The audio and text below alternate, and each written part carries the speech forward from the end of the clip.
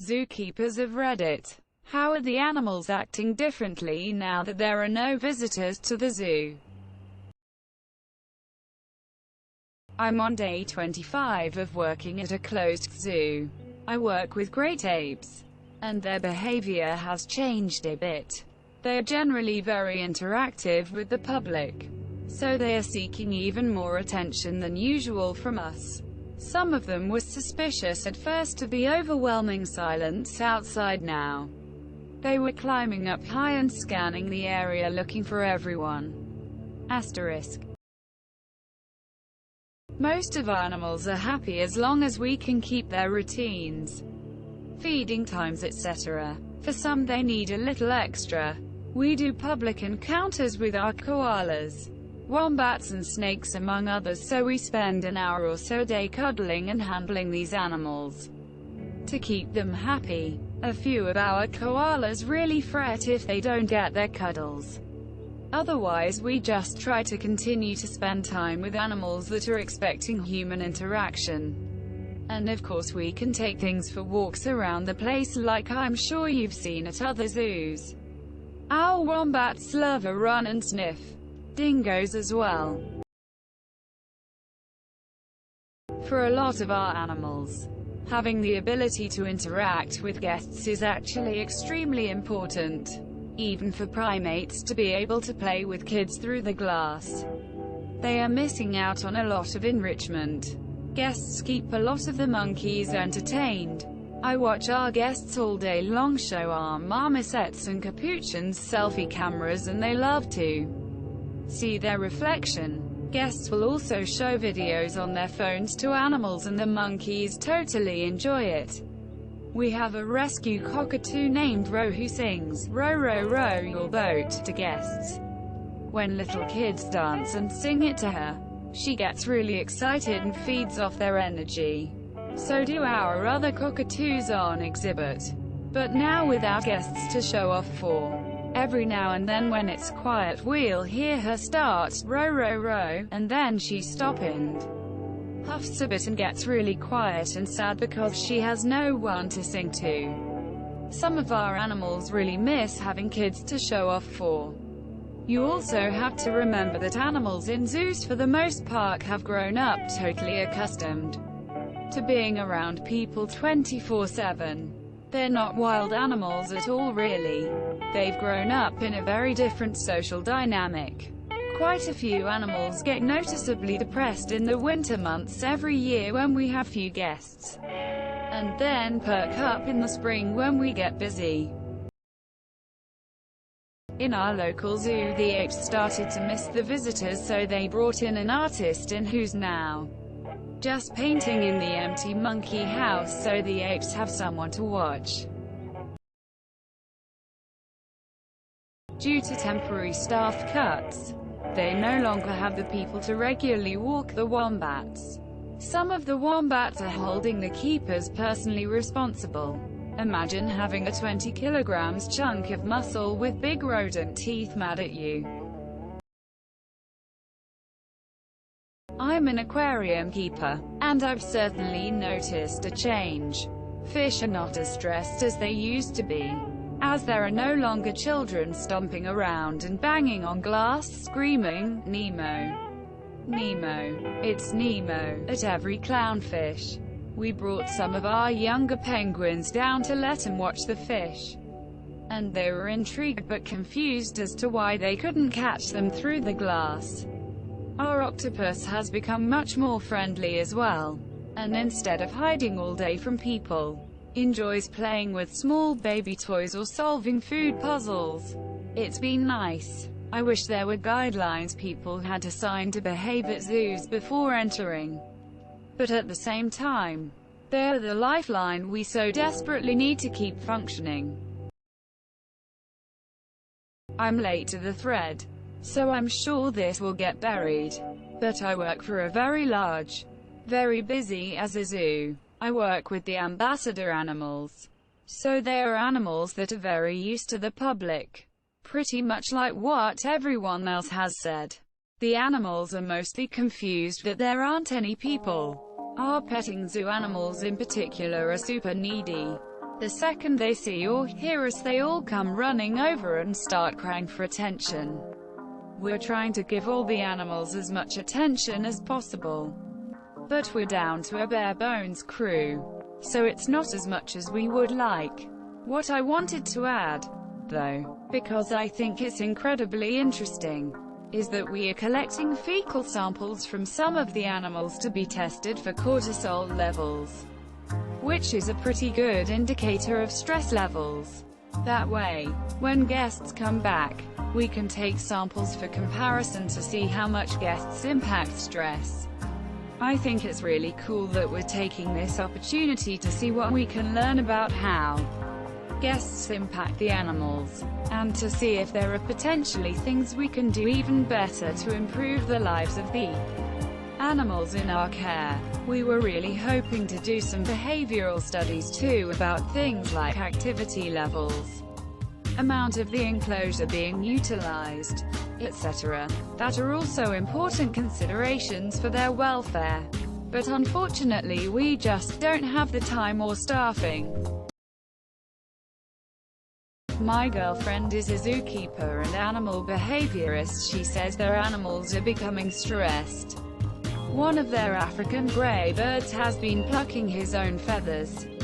She also mentioned that because they can't touch many of the animals due to the virus potentially spreading to another zookeeper, many of the animals are looking and acting depressive, not eating well, etc. There's a bit of a balance of different behaviors that is kinda interesting. With no visitors there is more time for enrichment. To get more creative with said enrichment, trialing new things, and exposure to enrichment that has to be supervised, which the animals are loving. Then there are certain animals that do seem to miss having public around, are younger, less than 5 years old. African penguins are really seeming to miss being able to swim at the glass and interact with people. Higher intelligence animals, we have had to come up with new interactions. Lots of new training going on because they are missing the variety and variability of interactions with the public. The snakes don't give a fuck though. I take care of fish, but mostly jellyfish. The jellies don't give a single fuck. It's been nice for me though because I can turn most of their display lights off so less algae grows and I have to do less scrubbing. My actual fish don't care. The beluga whales were screeching at the cleaning crew the other day, which was hilarious. I don't work with the whales, but it seems like they enjoy, or at least interested in, seeing others around. My wife works at the gift shop for our zoo, and the other day we had to go move some stuff around in the store because due to some heavy rains, it had flooded a bit. Of course we took a lap around the empty park, other than the keepers and few maintenance workers, and found that all the animals were really active and playful. A lot of them seemed really curious about us too. I'm sure they get used to seeing crowds every day and were starving for attention. As a zookeeper coordinator, I've been working at the now closed zoo almost every day for the past month. Animals that are free roaming, peacocks, iguanas, are more active, and follow keepers around like they usually do with visitors. Most of the others don't show much change in behavior, although birds like swans and flamingos are using the edges of their habitats more. The 2 pygmy hippos, 6 bison, giant anteater, and lowland tapir I took care of.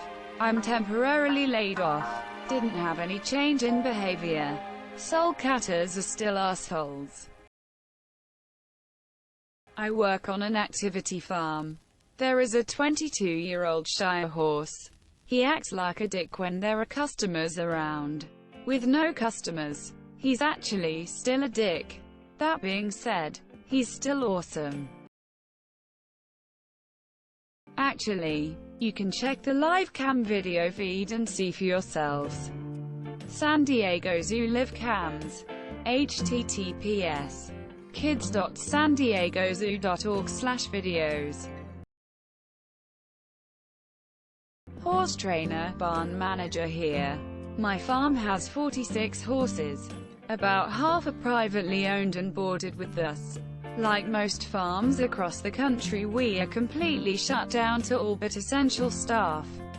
The horses are mostly pretty happy to eat, hang out, and do horse things. We keep our horses turned out 24/7, which helps them remain healthy, happy, moving, and socializing. They are starting to lose muscling at this point, with being work-ridden. Months or years of conditioning just disappearing by the day. But it will come back once they are all in work again. But I can tell that they are missing human interaction. My personal riding horse was giving me the cold shoulder yesterday, probably because of the lack of attention. I have been trying to give the boarded horses extra attention. I am sure their owners are missing him terribly right now. They all seem to lean in a little more when I brush them these days. I've been watching the Taronga Zoo cams and the seals definitely keep trying to look through the glass for people, while the tigers will pace for 40 minutes straight in front of the viewing window. Not a zookeeper, but I hear the lions a lot more from my house now. Weirdly reassuring to wake up to and realize the world is still going on. Finally, a thread I can answer. Not a whole lot of change, but animals definitely missing out some enrichment of seeing guests, especially the otters that follow the kids in the glass underwater.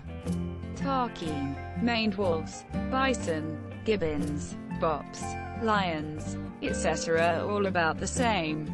Some of our animals that are skittish have been standing closer to the fence where guests usually are. Zebras, gazelle, which is nice. It's kinda this weird balance of being both more and less stressed.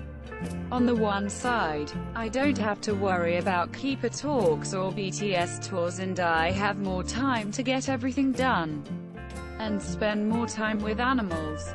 On the other side, we're skeleton crewed and there's less of us to care for the whole zoo, so I'm working a lot more in areas I don't usually cover as often.